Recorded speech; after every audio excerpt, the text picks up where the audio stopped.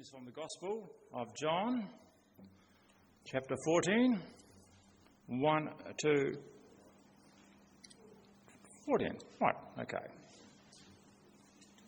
Do not be worried and upset, Jesus told them. Believe in God and believe also in me.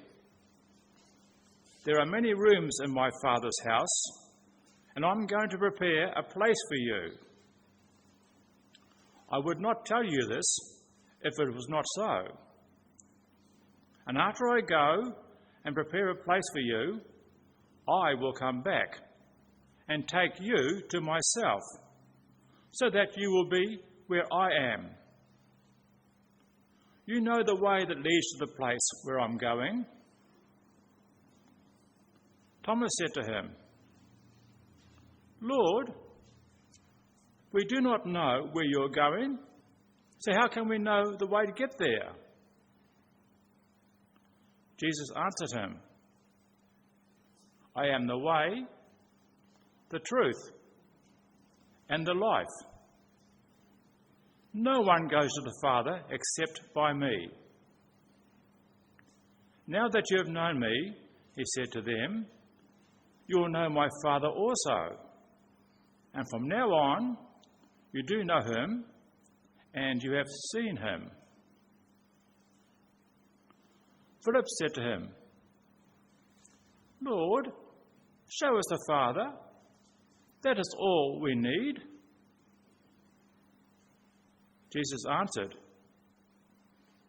For a long time I've been with you all, yet you do not know me, Philip. Whoever has seen me has seen the Father. Why then do you say, show us the Father? Do you not believe, Philip, that I am in the Father and the Father is in me? The words that I've spoken to you, Jesus said to his disciples, do not come from me. The Father who remains in me does his own work.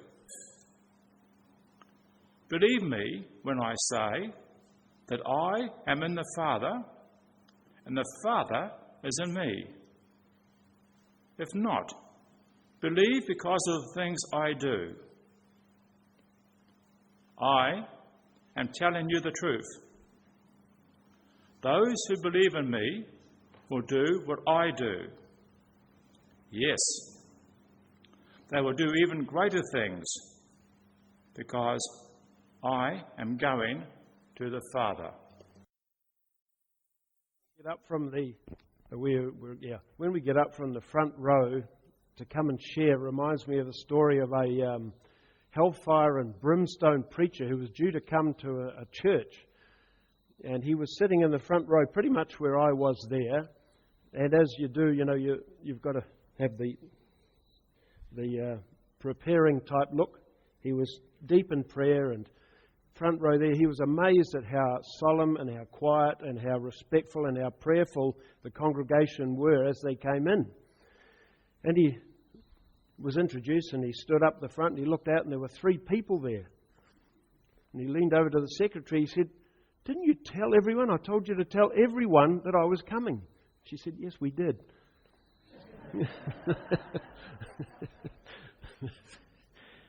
Yeah.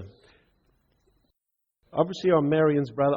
Well, I was working with Mary and our 4 children on the family farm up until 1986 in Otaki. That's, how many years ago is that now? Last century, a long time back. And then we moved to Upper Hutt Baptist as youth pastors for 4 or 5 years. And after that, we went to Papua New Guinea for 4 or 5 years working over there. Came back from Papua New Guinea and worked with Prison Fellowship International. Some of you might know Chuck Colson and the Prison Fellowship organisation that he got started, and it's right around the world now working with prisoners and ex-prisoners. So for the next 13 and a half years, I was working with Prison Fellowship. And even though we've been married 46 years, Mary says it's probably about 43 because I was away probably a third of the year of each of those 13 years when I was working with Prison Fellowship International. That period of our lives came to an end, and we decided we'd take a sabbatical, as it were, a self-funded one, and go and drive tractors in England. So I went over to England, and Mary and I went, and I drove tractors, and it was wonderful. And second year we did it, so we missed out on winter. We'd be here for our winter, and we'd go up there for their summer. Second summer I was up there, I was in the tractor about 10 o'clock at night and got a phone call from Brisbane, Australia. Would you be interested in working in Papua New Guinea on a gas and oil project? And I said, well, not if it means ripping off the local people of their rights and their money and their oil and their gas. And they said, no, you have a look at the social policy that we have. And I looked at that and I felt convinced that I would take it on. And I said, I'll take on the job provided if I see anything that is wrong and is wronging the people that I'm working with, I'll put my hand up and I'll walk away from the job if it's not right. And they said, we want you to do just that. So I said, okay, I'll do it. So we did a 6-month contract which lasted 4 years in and out to Papua New Guinea. And when that finished 2013, we decided we'd develop our little contracting business in Upper Hutt a bit further, and that's what we do now. We make little wrapped bales for horse feed and the normal size hay bales with strings for horse feed through the spring and summer, and in the winter time we normally deliver it. But thankfully it all sold out by May, so I've had a quiet winter, so it's been good. So that's a bit about us. I think it's important sometimes when you get somebody comes up the front of your church and he starts talking and sharing, and you say, well, who is this person? Where have they come from? What's their background? So that hopefully gives you just a bit of a background to who I am and to what I might have to say. Now, I'm going to try this. Yes. I came across this prayer/poem recently. And I want to read it because I think it applies to most of us, if not all of us, from time to time. We have rushed here this morning, full of preparations, dressing for the day, recovering from the week, thinking about tomorrow. Is that what happens? We are saturated with activity. If we stop, we'll fall asleep. For beneath the surface, we are wooden with weariness, dead from demand, dull from expectation. And we're still counting the minutes until we can get on with the rush and ignore the ache and block out the heartfelt twinge. For we thrive on burying our burdens, denying our doubts, hiding our regrets, and ignoring the still small voice that calls us to rest. Father, calm our frenetic activity in this hour. Pause us with your peace. Soften our hard drive for success and massage our nerves with your soft, quiet praise. Let your voice, O God, sing soul into our aching hearts. Remind us of our forgotten dreams. Whisper love into our cold bones. For 1 hour of you would be enough to revive our world. And that last sentence is what really caught me. 1 hour of you would be enough to revive our world. If our world could stop long enough and listen to the Spirit of God, to listen to the love of God that He has for His creation, if we could stop long enough. And it's wonderful that there's a church full of people here today who said, I want to stop long enough. There's a whole bunch of people, I can look at the cars just going back and forth, who never stop long enough to listen, to know that God is there for them. That was written by Brian Hardy, and I did a bit of research and I lost him. He was a pastor, I believe, of Presbyterian Church in Christchurch when this was written. It comes from quite an old book of his prayers and poems. But I really like the way he puts things. It's very down to earth and real. And that's what I like about authors and poets. People are down to earth and real. So I'm hoping that today we can get down to earth. Tell you another joke. Man walks into a bar. He says, I'll have a Corona and 2 hurricanes. The bartender said, that'll be 2020.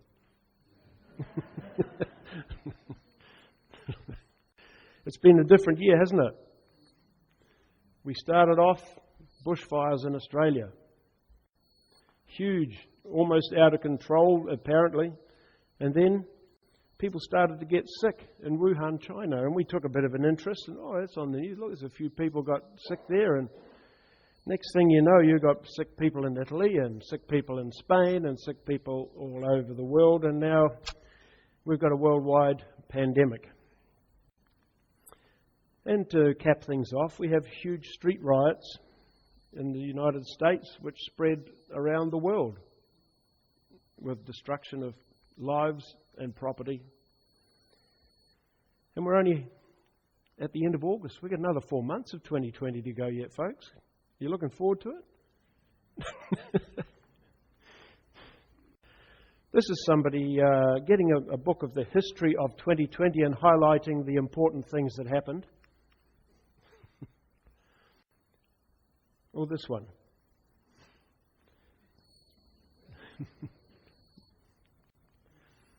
And if somebody's going to make a documentary in 2070, they're going to introduce it with, what you're about to watch is a nightmare. Ah, yes, a nice cup of 2020.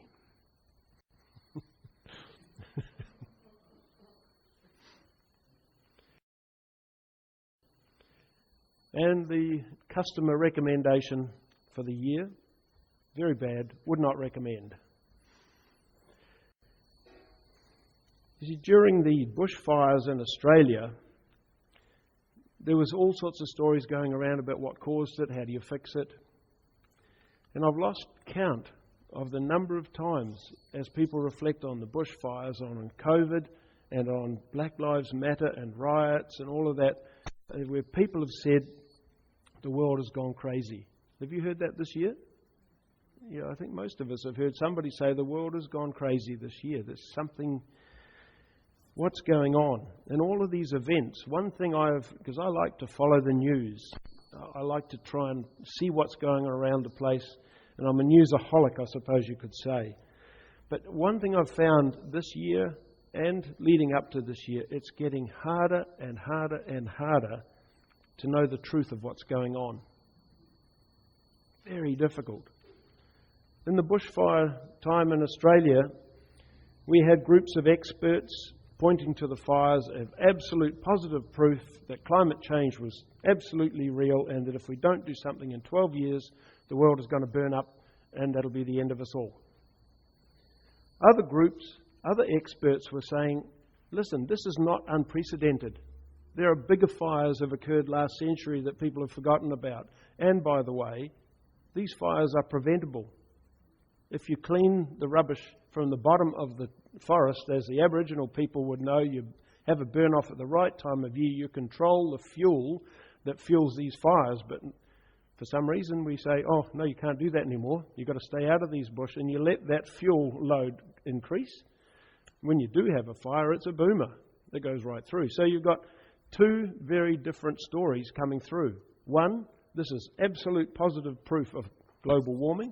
The other one says this is absolute positive proof of bad management of our forests. Who's telling the truth? Which story, which narrative is the one that we should believe? And of course, during the virus outbreaks, there were competing narratives that continue to this day, aren't there? One school of thought was the Swedish approach. They told their people to be careful, be responsible, look after the vulnerable, and we're not going to lock down. Seems they dropped the ball a bit in protecting the vulnerable, because I checked last Friday night, 5,820 deaths in Sweden. That's 576 deaths per million population. New Zealand, we're running at 4. And because we have half of our family living in Norway at the moment, I've been taking a real interest in comparing Norway with Sweden and other countries around and seeing what's happening. Norway has had 264 deaths out of a population which is not too different from ours, 264, and they locked down. And that means they had 49 deaths per million population. Belgium locked down, close to 10,000 deaths. Belgium has the highest rate per million population of any country anywhere, and they locked down. What do? Do you do a Belgium, lock down, lose 10,000 people, a death rate of 852 per million, or do you do a Sweden, 5,820 people died, and you've got a death rate of 576 per million? And the news is still saying America has got the worst statistics, the highest numbers. Yes, they've got high numbers, but what's the population of America? 330 million people. That's a death rate of 558 per million. It's still high, way higher than ours, but it's lower than Sweden, and parts of the states are locking down, not locked down, lockdown. Who do you believe? One epidemiologist will say lockdowns don't work. Another one will say we must lock down, we must eradicate. And another scientist will show you graphs that will absolutely prove one side of his argument, and another one will produce another set of graphs that will prove the exact opposite. Who do we believe? How do we know? Thankfully, we've only had 22 deaths in New Zealand so far. How many people know how many people died of swine flu in New Zealand in 2009? 19. 3 less than COVID. We lost 19 people with swine flu less than 10 years ago. There were 3,175 cases. We're having, I think, 1,500 cases of COVID. 2009, there was absolutely no mention of a lockdown. And for some reason, this time round, we have to lock down. We have to kill the economy. We've got to eliminate. There's never been a virus that's been eliminated. It burns itself out.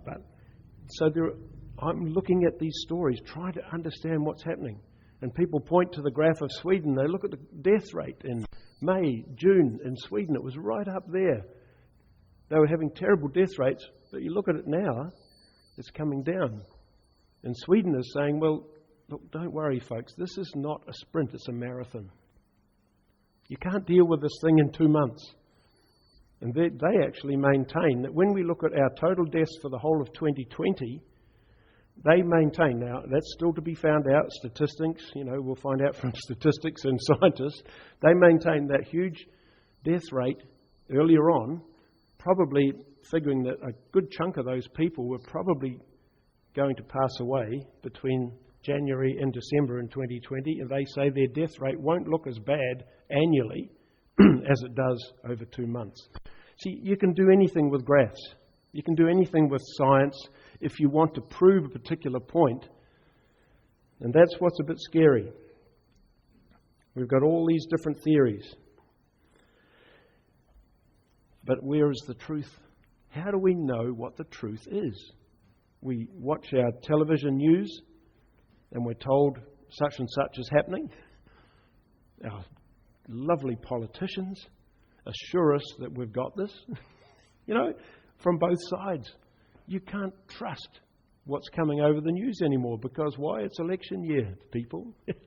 And politicians will say what they want people to hear to get their votes. And it's as sad as that. Underneath all of that, there's got to be some objective truth. How do we get in and find out what that is? More recently, we've witnessed the Black Lives Matter riots, and they're ongoing. Just in the last couple of days, it's flared up in Wisconsin. My heart ached as I watched a story, a black man tell his story on YouTube.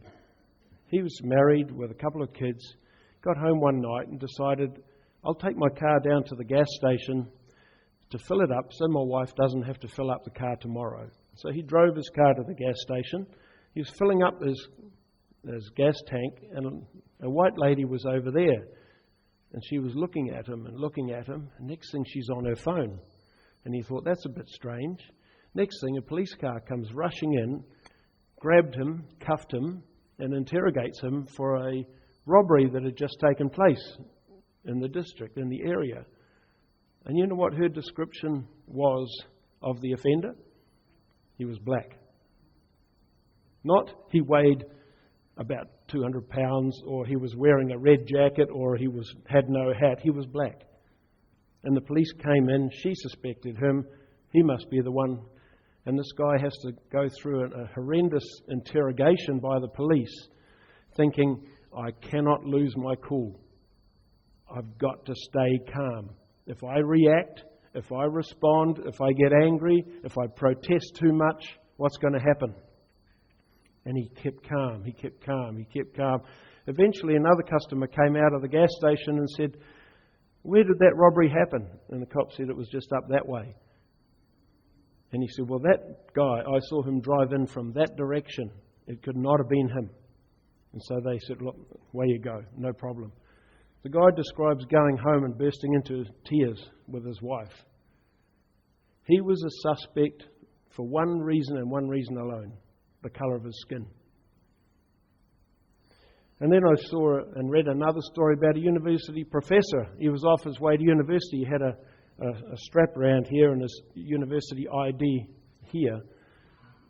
And the police stopped him, again, accused him of some incident, some robbery, some theft just down the road. He could not get through to them. They didn't believe his ID. They harassed him. Eventually, somebody else came along and said, no, the description is nothing like that. And they let him go.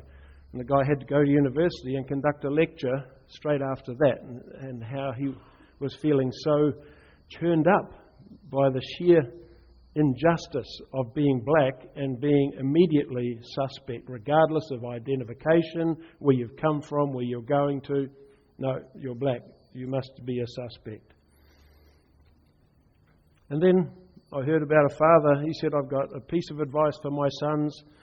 I tell them, when you go to a store and buy something, you never leave that store unless you've got two things, a receipt and a bag. Don't ever buy a chocolate bar and put your dollar down and walk out with a chocolate bar. Get a receipt, get a bag. Why?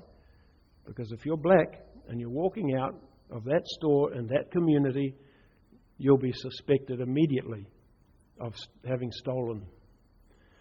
Those sorts of situations help me to understand a little bit of what drives some of that anger and frustration. I've never had to live through that.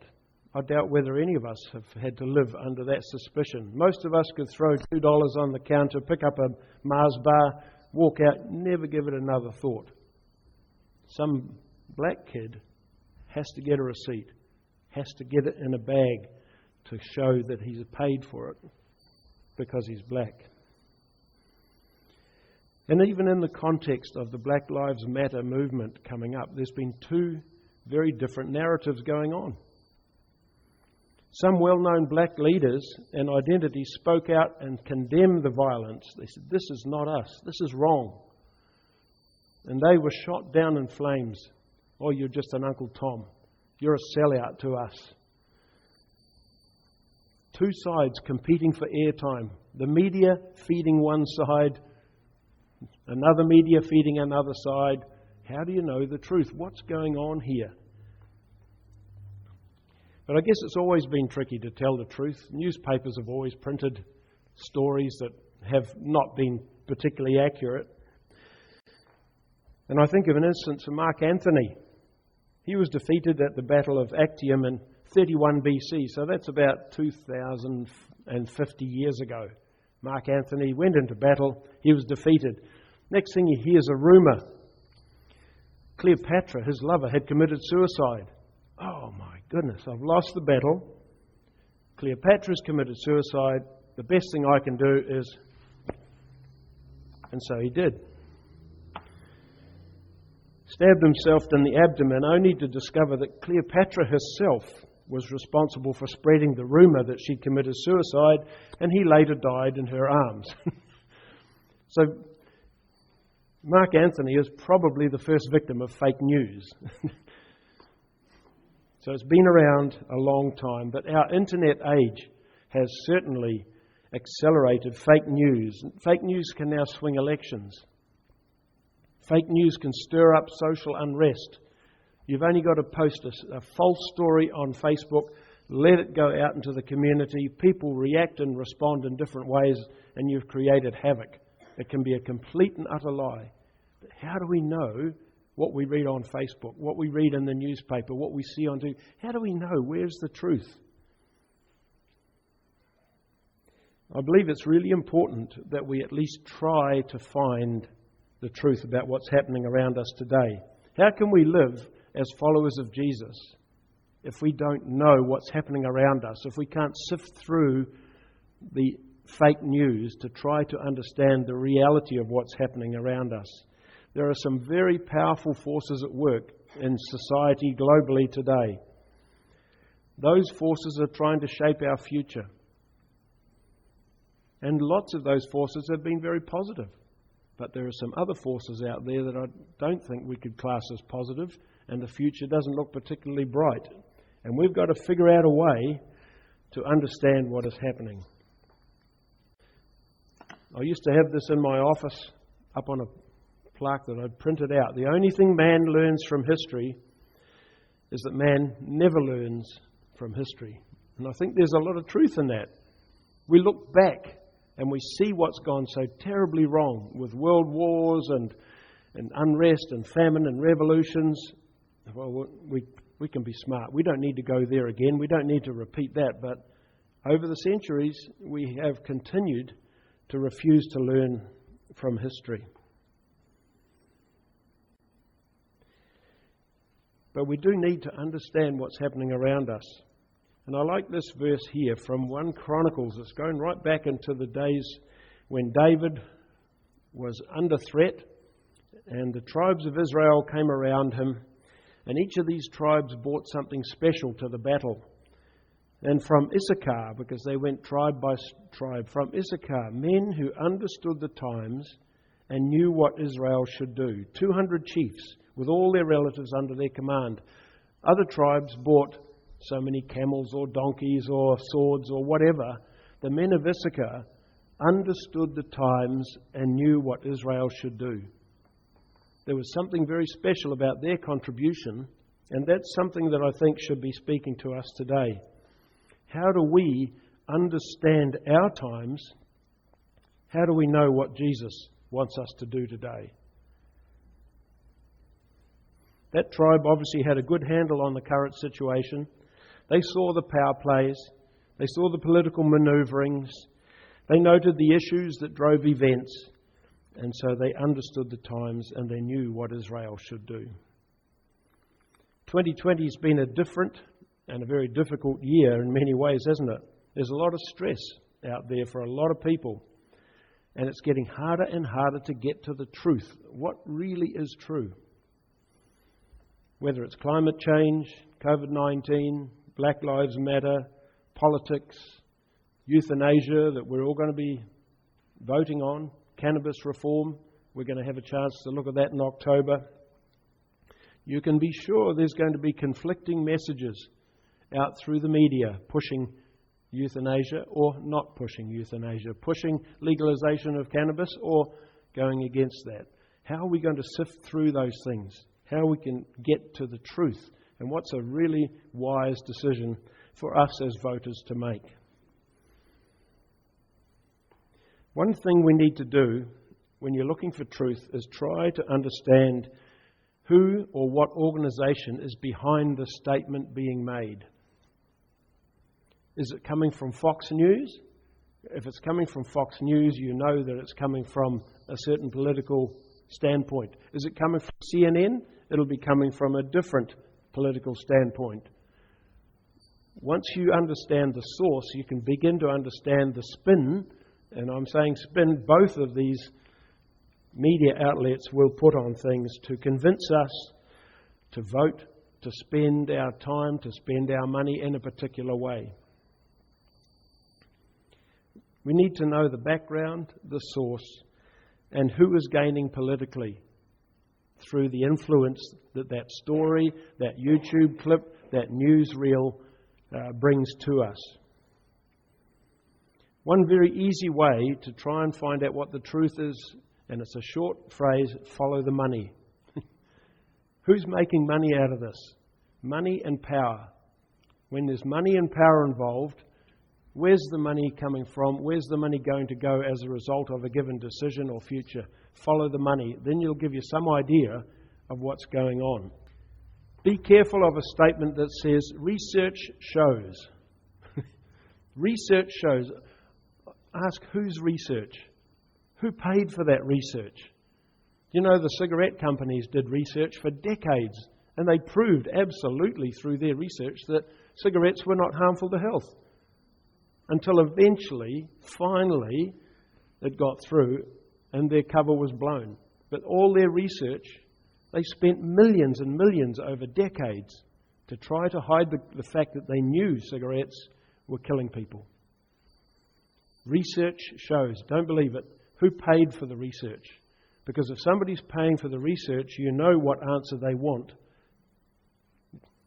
It's important that we check these things out. We can't accept statements at face value anymore, I'm sorry. You've got to dig in and figure out what's behind it.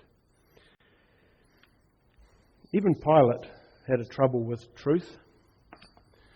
You're a king then, Pilate said. Jesus answered, well, you say that I'm a king. In fact, the reason I was born and came into the world is to testify to the truth. Everyone on the side of truth listens to me. What is truth? Retorted Pilate. That was not a, what is truth? It was a, what is truth? It was a throwaway comment. He was not really that interested in getting to the root of truth, because ultimately he said, well, what do you people want? Barabbas or Jesus? Give us Barabbas. Crucify Jesus. So Pilate had trouble with truth as well. And as I thought about this whole idea of truth, that's what took me to John chapter 14. And I won't read that through again, but the verse 6 that Graham read earlier. Jesus answered, I am the way, the truth, and the life. No one comes to the Father except through me. And of course, right at the beginning though, up there, do not let your hearts be troubled. Don't let your hearts be troubled. This has been a troubling year for a lot of people. A lot of stress, a lot of anguish, a lot of uncertainty. Jesus said, do not let your hearts be troubled. What a wonderful thing to hear from Jesus. Our faith and our trust is in Him, not how governments, how organisations, how other people are going to support us and look after us. Jesus said, do not let your hearts be troubled. Jesus knew what it was to have a troubled heart. If you go back one chapter earlier, just before this conversation, we read in John 13, Jesus was troubled in spirit. So Jesus knew what it was to be troubled in spirit, because he knew exactly what Judas was going to do. He knew exactly how this was going to play out towards the crucifixion. His heart was troubled. And that gives me a real encouragement, because he knows our stress. He knows our turmoil. He knows what it's like to be tempted and tested and under pressure in every way we are. So that, for me, is a real encouragement that comes out of that first verse. Do not let your hearts be troubled, remembering that Jesus had just gone through a time when he was described as being troubled in spirit. And later in John 13, Jesus said, where I'm going, you cannot follow now, but you'll follow later. And we read that in the same reading that Graham read us this morning. John 14 verse 4 says, you know the way to the place where I'm going. And it was good old Thomas that spoke up. You know, when Jesus said that to his 12 disciples, you know where I'm going. I bet there was 12 disciples going, what on earth are you talking about? You know, they probably all felt a bit, I'll just keep my mouth shut. But it was Thomas, doubting Thomas, who says to him, "Hey, we don't know the way. How can we know the way? Where are we going?" Guys like Thomas, the doubter, Peter, the betrayer, gives me hope. They're prepared to ask the dumb questions, the hard questions, to look a bit stupid, if you like, because I can identify with that. And I wonder whether we can as well, because our doubts sometimes niggle at us. The disciples didn't always get it, did they? They spent 3 years with Jesus, but he would say something and it was just straight over the top of their head. They didn't get it. And it's the same when I look at issues today, when I'm trying to understand the truth of climate change, COVID stories, the riots. I could get it completely wrong too. I try my best to frame my thinking around Jesus' principles, but I could be miles off the mark. You know why? Because I'm human. And contrary to Marion's opinion that I'm divine, that is not correct. Ask Mary, she knows. To help me and to reinforce this, I love this verse from Psalm 103. As a father has compassion on his children, so the Lord has compassion on those who fear him, for he knows how we are formed. He remembers that we are dust. We don't always get it right. I don't always get it right. There are many times that I get it wrong and I struggle and my faith shakes and I question and I'm not sure what's happening. I like the Message version. As parents feel for their children, God feels for those who fear him. He knows us inside and out, keeps in mind that we're made of mud. God knows our humanity. He knows our frailty. He knows our very limited understanding, but he loves us anyway. So whether we get full understanding of the truth, small t, doesn't really matter. God loves us whether we've got it or not. So Thomas put his hand up and said, "Well, we don't know where you're going. And by the way, we've no idea how to get there. We haven't got a map. How are we going to go where you're going? I don't understand you, Jesus." Well, young people today will never understand the terrors of travelling in unfamiliar territory without a GPS. How many people use GPSs today?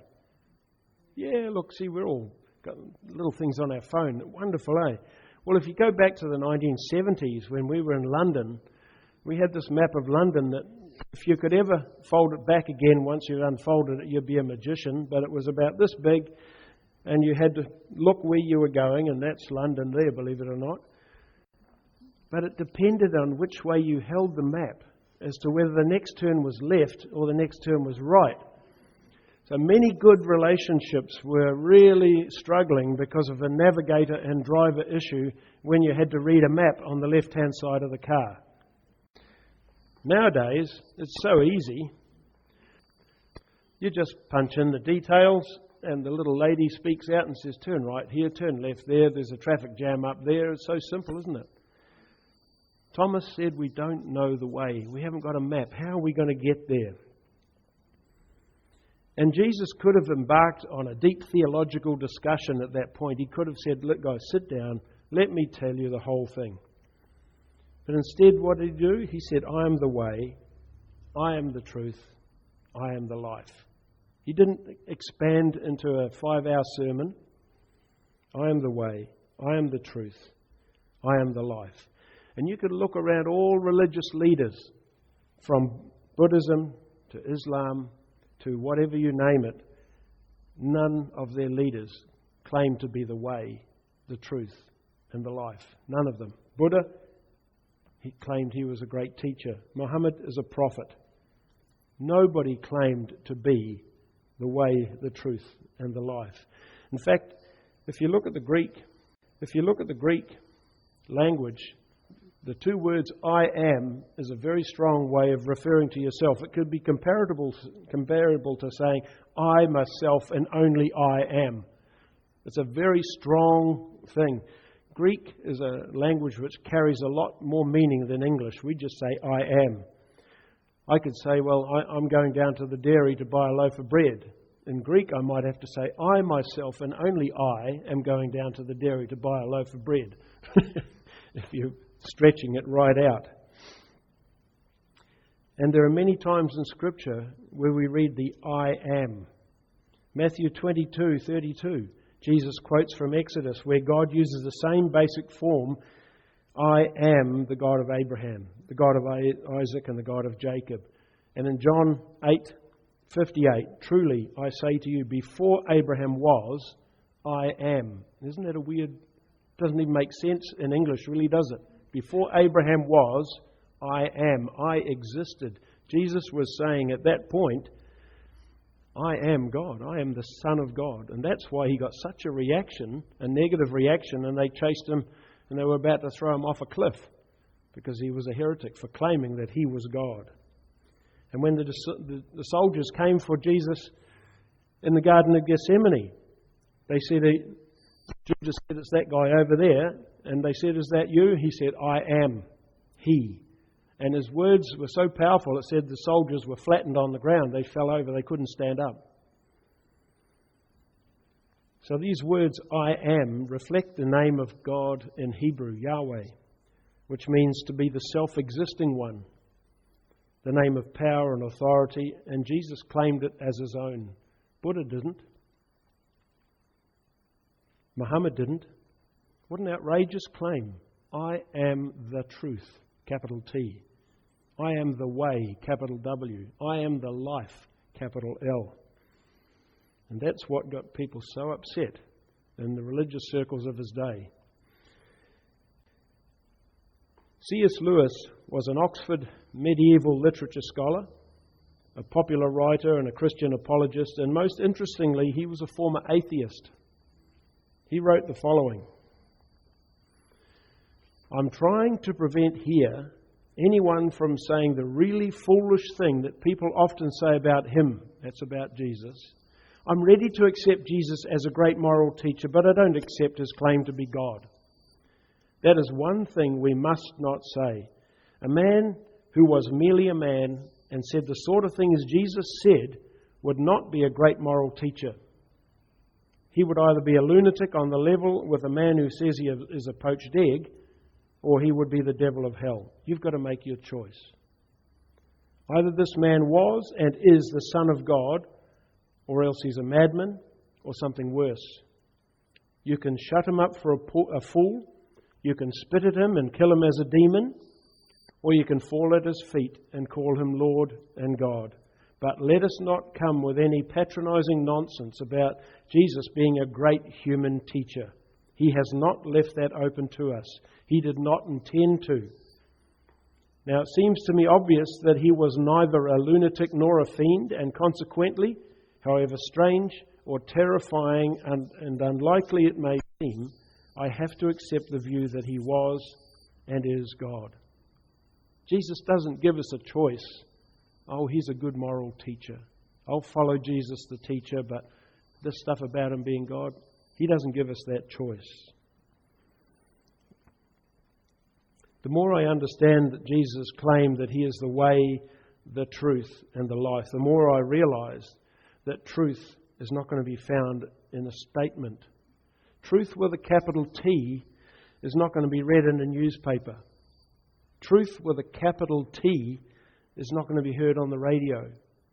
You won't watch truth with a capital T on YouTube. All of these might be sources of truth, small t, all of which need to be investigated and checked before we accept it and say, whose truth? From what background? What are they gaining from that message they're trying to share with me? What's the angle? Where's the money going? Where's the power going?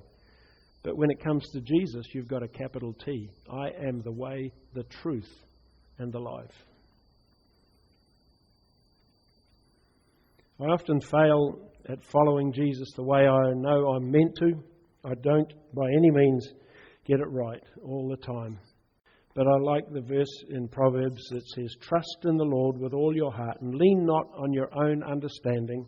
In all your ways submit to him and he will make your paths straight. If we get that part right, the rest starts to take on the right proportions. Again, the Message version, I really enjoy the Message. Trust God from the bottom of your heart. Don't try to figure out everything on your own. I try to do that. I try to figure things out. What's that politician saying? What's she getting at? What's that company want from me? They want me to spend money there. Why? I try to figure this out. Don't try to figure out everything on your own, he says there. Listen to God's voice in everything you do, everywhere you go. He's the one who will keep you on track. And that's the message I want to leave with you today. There's truth out there, small t. Lots of truths. All different kinds of truths. And all probably contain an element of truth. So you can have truth out there and truth out there. Small t. But where's this truth trying to sway me in my thinking? Where's this truth out there trying to get me to spend my money this way? Where's the truth out there trying to get my vote to go this way? I've got to go behind that. But when it comes to the truth, as in Jesus, capital T, we follow him and he will keep us on track. We need to remind ourselves that we're instead of just trying to find the truth, we need to follow the truth in the person of Jesus.